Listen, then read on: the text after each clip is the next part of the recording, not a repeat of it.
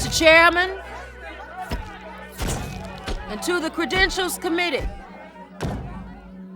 My name is Mrs. Fannie Lou Hamer, and I live at 626 East Lafayette Street, Ruleville, Mississippi, Sunflower County, the home of Senator James O. Eastland and Senator Stennis, where I have lived and worked as a sharecropper and timekeeper for 18 years. In August of 1962, I went to try to register to vote. When I came back home, I was met by the plantation owner. He said to me that if I didn't go down there and withdraw my registration, I would have to leave. He said that we're not ready for that in Mississippi. I told him that I did not register for him, I registered for myself. I left that same night.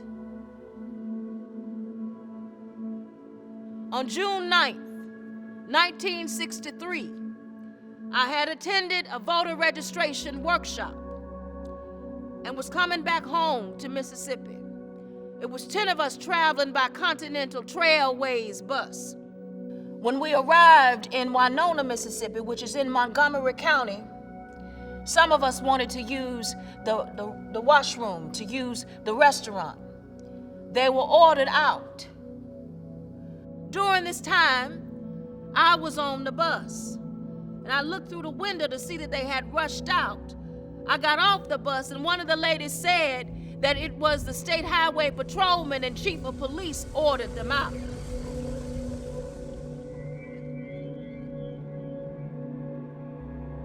I got back on the bus, and no sooner than I had got back on the bus, I looked out the window and saw that some of us had been placed in a State Highway Patrolman's car. I got off the bus to see what happened, and one of them said, "Get that one there." And when I went to get in the car, and the man told me I was under arrest, he kicked me.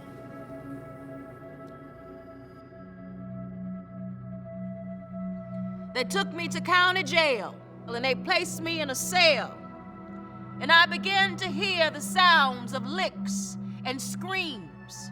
I began to hear the sounds of licks and horrible screams. And somebody yelled, "Can you say yes, sir, nigger?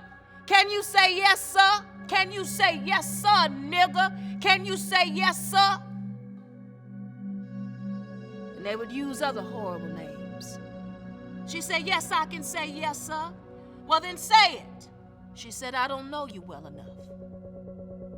They beat her I don't know how long. And after a while, she began to pray and ask God to have mercy on those people. It wasn't too long before 3 white men came to my cell. One of those white men was a State Highway Patrolman. He asked me where I was from. I told him Ruleville. He said, "We are going to check on this." It wasn't too long before he came back to my cell and he said, "You're from Ruleville, all right? We're going to make you wish you was dead."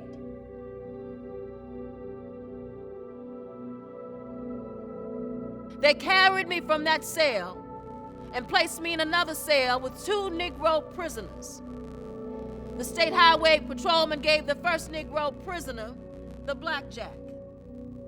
The first Negro prisoner ordered me by way of the State Highway Patrolman to lie down on the bunk bed with my face down.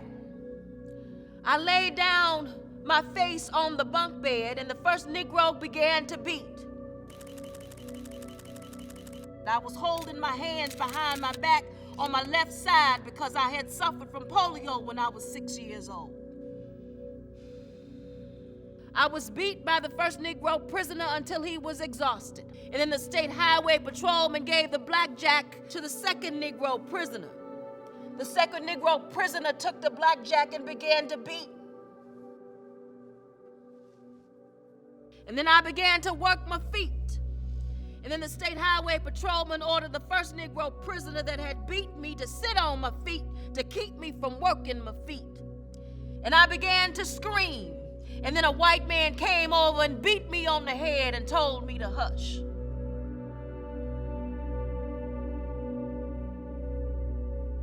My dress had worked up high, and one white man, he came over and he pulled my dress. And I tried to pull my dress down, and he pulled my dress up. All of this on account of that we wanted to register, to vote, and become first-class citizens.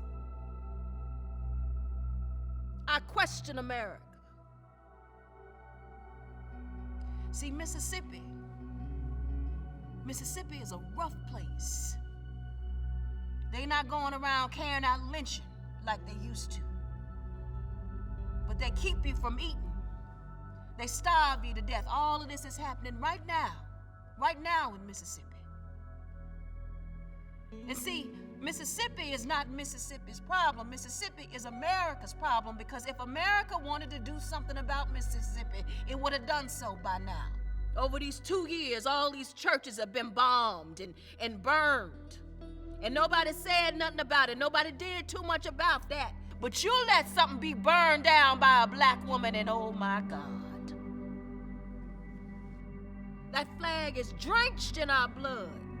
Because so many of our ancestors was killed because we never accepted slavery. That flag is drenched in our blood. That flag is drenched in our blood. This country was built on the black backs of black people all over this country. That flag is drenched in our blood. They know what they done to us. They know what they done to us. I question America. I question America, the land of the free and the home of the brave. I really don't know where we go from here.